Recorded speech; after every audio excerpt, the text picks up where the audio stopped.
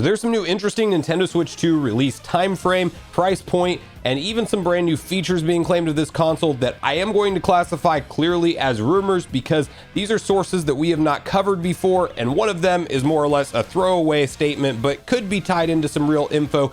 The other one has to do with somebody who could have some inside knowledge but does not have a proven track record. So I want to preface the video by talking about the fact that these are not like the more credible outlets that we've reported on, like your VGCs, Eurogamers, Nate the Hate, who is involved in this, by the way, but not directly, just with some context around the situation that's going on, and we'll get into all of that. But this may or may not be legit info. However, we are clearly within the time frame of when Nintendo could go live with a Switch 2 announcement, and what I would consider to be the perfect time to go live with the Switch 2 announcement, which is in the season right now where PlayStation gamers are up in arms because the PS5 Pro costs $700 without a freaking disc drive, and you have to essentially spend $800 plus US just to get everything that was shown in that final screen if you want to play physical games and stand it up vertically. Absolutely insane. Way worse whenever you look at international prices around it. So yes, very bad situation going on with PlayStation. Everything's quiet in the month of September. It seems like the perfect time for Nintendo to just pull back the curtain on this thing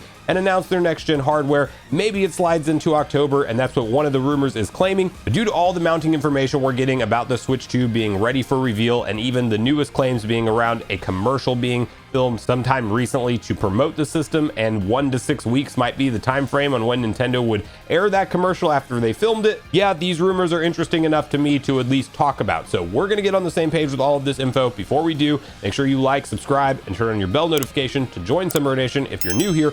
And we have to first start off by hopping over to our gaming leaks and rumors and talking about an individual who did get the exact price point and the launch date of the PlayStation 5 Pro correct. Keep in mind, this could be easily a lucky guess, and this person has no prior track record, so it could have been lucky guesses. There were rumors going on around this, but you can first see this following post, which reads, PS5 Pro announcement date leaker gives updates on Switch 2. Last week, a user on the GTA Discord server, Moisty Charlie, leaked the announcement date and price point of the PS5 Pro. And that post reads, I can now confirm the PS5 Pro gets announced September 10th, the day after the iPhone event. And at first glance, you might see this and say, wow, this user actually posted this back on May 9th of 2024. So he knew the iPhone event date and he predicted September 10th that far out.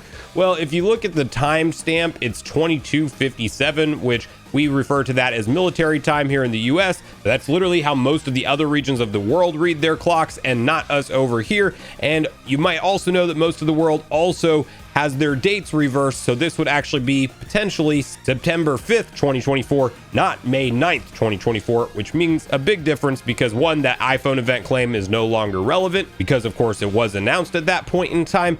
And two, we had rumors swirling at that point that the PS5 Pro was ready to be announced, multiple credible outlets reporting on it and speculating around the price point. I don't think many sources had the price point at that $700 price tag for just the digital model, and the disc drive would be sold separately. Like, I didn't see much reporting around that, but I also don't have the exact post, as the Our Gaming Leaks and Rumors points out that he did claim the exact price point, and I have not seen that specifically revealed to me. So again, this is very lucky guess territory. And he then went on to post this in regards to the Switch 2. Switch 2 gets announced early next month. I'm hearing a base MSRP of $400. It'll come in 2 different SKUs. Haven't gotten clarification and the specific differences between them though. And now you might actually remember a previous rumor that was circulating at one point claiming that Nintendo would be launching their next gen hardware with 2 different SKUs, and the natural speculation kind of went towards it being maybe Nintendo's going to do a digital only console and a physical version, because we are seeing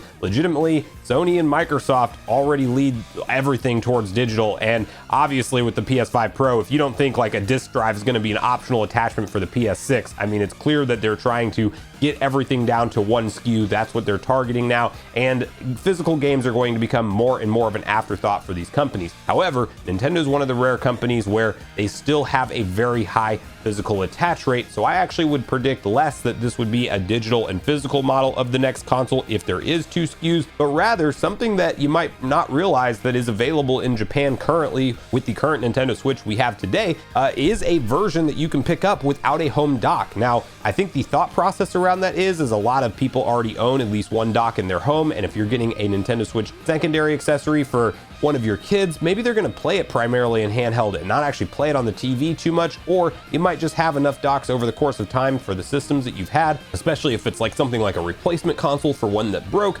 And Nintendo might actually opt to do something like a $50 less expensive console that does not have a dock included, and you just have to go purchase that dock for $50 separately. Like, all of this is within reason, and he's saying the first week of October, which also is definitely in striking distance. Like, as much as September seems to be cleared out from all of Nintendo's historical presentations, and seems like they moved everything up, and now seems to be the time that would make the most sense for them to announce this console, it could very easily follow that Switch 1 path and also be revealed to us at any time in October. So this is, again, safe bet, and also just an easy, guessable type of situation for this individual. Because they have no prior track record being right before the PS5 Pro claim, I'm not going to put in that much stock into this, but it would be interesting to see if it does come true. Now, one thing that we did also talk about on the channel had to do with the claim that maybe recently there was a Nintendo Switch 2 commercial that got filmed, and that actually came to us originally from Paul Gale Network, who is very well connected with numerous people in Nintendo. In fact, he was in one of the first Nintendo Switch commercials, leading you to believe, yeah, he would have some contacts potentially privy to this information. But his post read,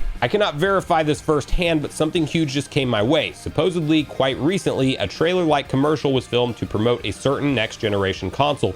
If this is indeed the case, I think we are 1 to 6 weeks away from a reveal." Now, this is where Nate the Hate gets involved in all of this, because he did actually essentially insinuate that he heard something similar to what Paul Gale was talking about, and he clarified his original post on Family Boards recently and gave us more details, where he says, "I have details on a game ad which is unrelated to any potential Switch 2 reveal, from the same source that provided info about the possibility of a Switch 2 trailer being filmed. If the game ad/trailer matches the details given, then it would stand to reason the details about the console trailer are credible. If the game ad information is wrong, then I can dismiss the secondary info." So first of all, if there has legitimately been a Nintendo Switch 2 commercial to promote this thing, or that first look trailer filmed recently, Nintendo's not going to sit around on it and wait for it to leak out on their own. They know that's going to happen at some point, so this would be edited and pushed through production and aired relatively soon after it was filmed. That much I think you can take to the bank. Everybody involved with the project would obviously be under heavy NDA, but even with those NDAs in place, nowadays with the internet, people think they can go anonymous and leak this information.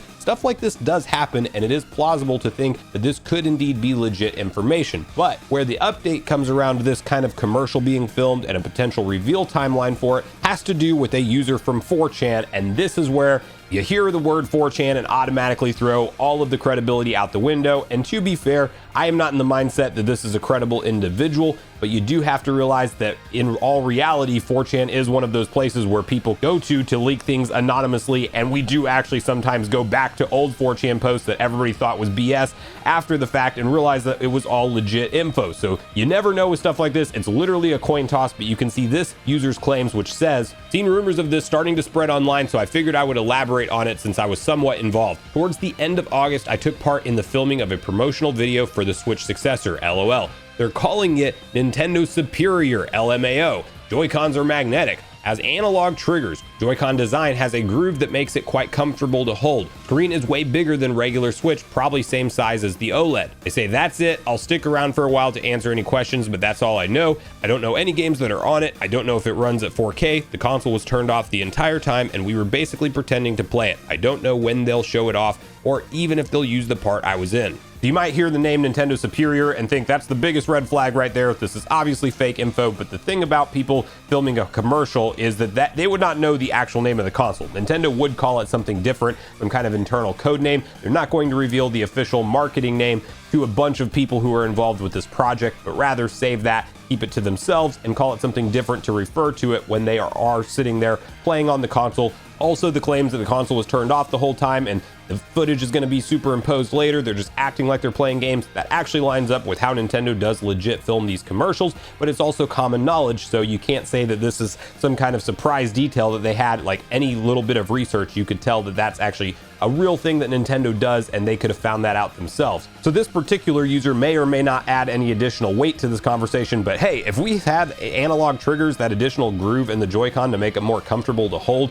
And then the claim about the screen size sounds like they may have just not ever used an OLED model, because the OLED screen, it's 7 inches. We're expecting a full 8-inch display on this one. They were also saying it's just way bigger than the current Switches, so they may not be familiar with exactly what the OLED model looks like. If you took away literally all the bezels on the OLED model, you could almost make an 8-inch screen fit in that same footprint, but I think it would just have to be a little bit bigger. And a lot of the claims from accessory manufacturers is this is kind of similar to the ROG Ally, maybe just slightly smaller than that, which is more or less what I'm expecting it to be. But doesn't matter if you want to put any weight into these new rumors, but regardless, I think there's more and more talk online about this promotional ad being filmed, about the price point of the console potentially being around that $400 price, which is really what I'm expecting. Maybe it's $450, but I don't think Nintendo goes astronomically high like Sony. We're not playing a $600 handheld Switch here. It will be maybe worst case scenario $500 at the max, and they better at least have 512 gigs of storage if that's the case, and